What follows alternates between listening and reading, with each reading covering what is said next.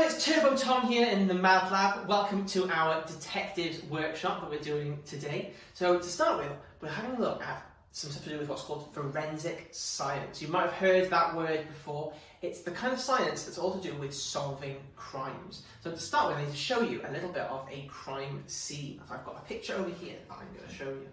We've got this picture of a crime scene. So you can take a second to have a look and see if you can spot any clues in this scene that might help us solve a crime. I can tell you the crime is that something has been stolen from up here. It's a recipe for an award-winning cookie. And so can you see any clues in our picture that might help us solve that crime? I'll give you a couple of seconds to have a look at that, and then we'll go through some of the ones that I've spotted that are in this picture. So the first thing that I can spot is all over this kitchen, on the rolling pin, on the cupboard, on this plate, on the door, we've got these little marks. We've got some fingerprints all over this kitchen. We've also got down here on the plate, we've got a cookie with a big bite taken out of it. So we can use some teeth marks to maybe work out who has been in the kitchen from that. We've got a note on the fridge that says, "I took back what belongs to me." We might be able to do some science with that note and work out who wrote it. And then lastly, we've got these footprints that go out of the kitchen, and they are made in some baking powder that's spilled on the floor. We might be able to do some science to work out, looking at some powders and working out which one is our baking powder. So to start with, we're going to have a look at our fingerprints, and you can join in with this one at home. To do that, you're going to need some sellotape. Now I've got two different kinds that I'm working with today. One's just in brown, so it's easy for you to see, but you might well have clear at home. That's the one that works really, really well for this. So we'll start off. To get yourself some tape, I've cut mine up already. If you need to cut some off a roll, make sure you've got a grown-up with you. And so you've got your piece of tape. Now before we start the experiment, make sure you're only ever touching it right out on the edges, because this bit in the middle is where we need it to be nice and clear for our experiment. So the best way to do this is to try and lay it down as flat as you can on something like a table. Be very gentle with it. And then, if you get your finger, I like to use my index finger, my first finger, and we just stick it onto the paper and we roll the tape up with our finger. You can use your upper hand to squish it over until your finger is all covered with that tape. And then once you've got your finger all covered with the tape, you can carefully peel it back off. And all of the oils that you've got on your finger will have transferred off, and they'll be on our tape now. It's a little bit hard for us to see on the brown tape, so I'm going to try this again with some clear tape. Use a clear tape. Try and lay it down. We're going to squish our finger into it, roll it around our finger as far as we can. Give it a second, and then we're going to unpeel it again.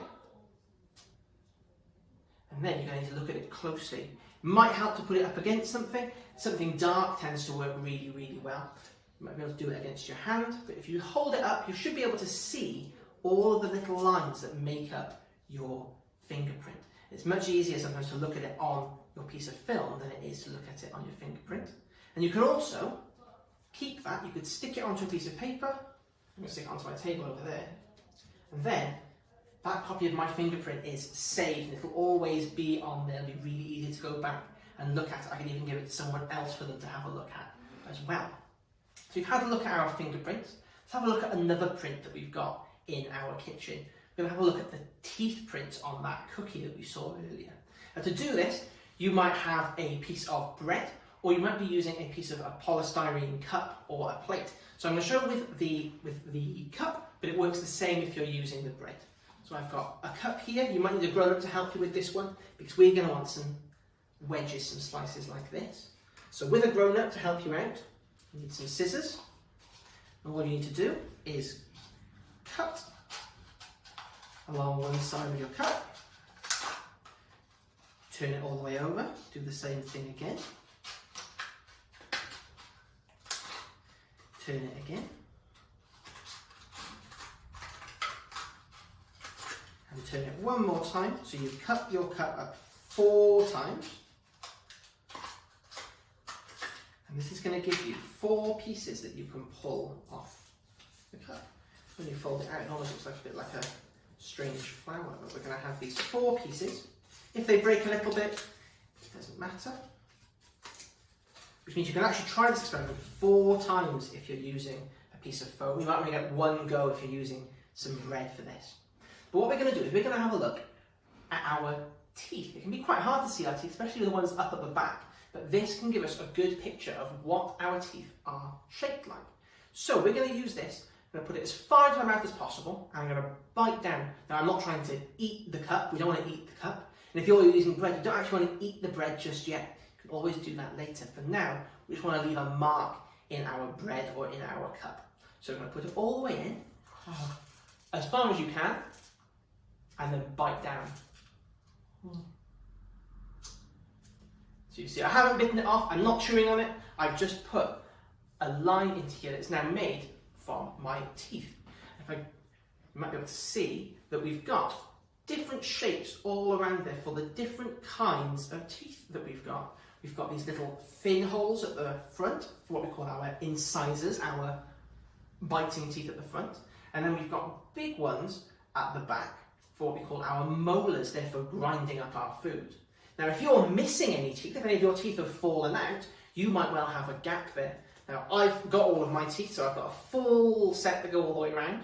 But if you're missing maybe some of your front teeth, you're going to have a big space by there. And so we can use that to know, based on someone's missing teeth or has fake teeth in there, you can use that to tell if someone's eaten a certain kind of food. Because if you've bitten that cookie and you were missing these teeth, that mark is not going to be left in the cookie, but it might be left on here. So if you've got more of those to have a go with, you can go and keep trying. You could give one to your grown-up and see if they can do it. If you've got brothers and sisters, you can get them to try it as well, and you can match up and see how your teeth are all different from each other. So we've had a look at our teeth, we've had a look at our fingerprints. Now let's have a look at our message that's been written on the fridge. So I took back what belongs to me, and it was written with a pen. Now, we don't know what pen wrote this message, but there is something we can do to try and work that out. Now this is where, if you're going to join in for this one, you're going to need some filter paper or kitchen roll. It works with both. And you're going to need a pen. We say a dark kind of black or a brown pen works best, so make sure you get those things together. So I've got a pen. I'm using a piece of filter paper. We don't need all of it, so I'm going to show you what to do with that in a second. You're also going to need some water in a cup. Not a massive amount, only a little bit. And if you're using a big piece of paper like me, you're going to need those scissors again. So if you're working with a big round coffee filter like I am, what we want is to turn this into pizza slices. So we're going to slice all the way down the middle. I'm only going to work to make 1 slice, but you can make maybe 8 or even 16 slices if you're cutting these up at home. I'm going to cut it in half again. And we're just going to keep cutting these in half until we get a piece that's the size that we want. So I think that's a good size for us to use today. If I kept going smaller, I could probably do 1 more and we'd have 16 slices of pizza to work with, which means you could try this experiment 16 times. If you're working with a square piece of kitchen roll, you might want to cut it into strips. They're not going to be pizza shaped, you can have long strips instead, they'll still work. But we need just 1 of those. Marker pen. You want to make sure it's the kind of colouring pen that washes off. The ones that work best for this. And all we're going to do is we're going to take this and we're going to draw a dot towards the pointy end of our pizza slice. We don't want it right on the top. It won't work if it's too close to there. So if you want to guess, you can use a couple of fingers and know about by there is a good place to put it. So I'm going to just draw a dot on. You can draw a dot, or I'm going to draw a line as well. So you've got this dot or a line that goes across the paper, and we've got a bit of a gap before the very pointy bit. Now if this doesn't work for you first time, it doesn't matter. You've probably got plenty more slices to keep trying later on. So we're going to take this and we're going to take our water and we're going to dip our paper into the water, but we don't want to dip our line under the water. Only this pointy bit down here needs to get wet. As soon as it gets wet, this paper is really good at soaking water up. You've probably noticed it with your kitchen roll, that once it gets wet, it soaks the water up really, really well. That's why we use it for spills. Filter paper is very much the same. Once it gets wet, the water's going to start to go up the paper. And when that happens, you might notice something starting. So if you want to give this a go, get your paper ready, and then we're going to carefully lower it into our cup. Now, once your paper is wet, you might notice that it actually starts to stick to the side of your cup, which can make it a little bit easier to work with. If it's not sticking to the side of the cup, you can try to fold the top over or just hold it steady. As we hold it, the water is going to rise up the paper. It's going to get past that black line, and then something interesting is going to happen. You might have spotted it happening to yours already. The line starts to get wider and wider and wider, and as it gets wider, it starts to change colour. So if we leave this for long enough, we can start to see that there's lots of different colours that are actually mixed together inside our black pen. If we look closely, you might see, I can see in mine some pink, I can see some yellow, I can even see some blue. Now you might have different colours in yours. Every different kind of pen has a different set of colours inside it. You might start seeing purples or greens in yours. Just because you're not seeing the exact same colours as me, doesn't mean that you've done it wrong, it just means that you've got a different pen from me. Now, if you can leave this for long enough, it'll actually go all the way up the paper to the top and they'll really spread out. But for now, I'm going to take this out, touch the end on the cup so I don't drip all over the table, and we can see all of those colours that we've made from that one pen. Now, if you've got 8 or 16 more pizza slices, you can keep going and you can try this with different pens. We know that they work best with the dark colours, the browns and the blacks. They've got more colours of ink all mixed together for this to work. But you can do it with other colours, blues and greens and yellows. They will do the same thing, just not quite as pretty as this one, we don't think. But you can always go and give that one another go. You can either pause the video now and go and have a go with some more, or you can always come back to it right at the end. So I've got that enough time to show you one last experiment that I'm going to be doing just here in the Mad Lab to show you. Pop them over to one side. We're looking at those footprints that we saw back in our crime scene. We know that those footprints were made from something called baking powder. So whoever stepped in that baking powder and has left the kitchen is going to have some of that powder on the bottom of their shoes. Now, we've got 3 different powders here. We want to work out which one is our baking powder. So I've got number 1 by here. I've got number 2 by here. And I've got number 3 by here. Now, to start with, take the lids off. We can have a look at them. We've got 1, 2, and 3. Now, they all look a little bit different. This one looks quite shiny, and it makes a noise a little bit like this. This second one is a little bit more clumpy and doesn't rattle around as much, and it's got some big, lumpy, almost rocky bits in it. And this third one is very, very soft, very quiet, and it's got a little bit of a yellowish colour to it as well. So now we're going to mix some different chemicals into these 3 powders to see what is going to happen. And the first one we're going to do is one we've used before. We're going to use some water. So we've just got some plain water here. I'm going to pour a little bit into each of our 3 dishes. I want you to see if you can spot what happens when I do that. So I'm going to pour some into our dish number 1. I'm going to pour some into dish number 2. And I'm going to pour some into dish number 3. So I'm going to slosh this around a little bit. And stir it up a bit. Stir up our 3rd one.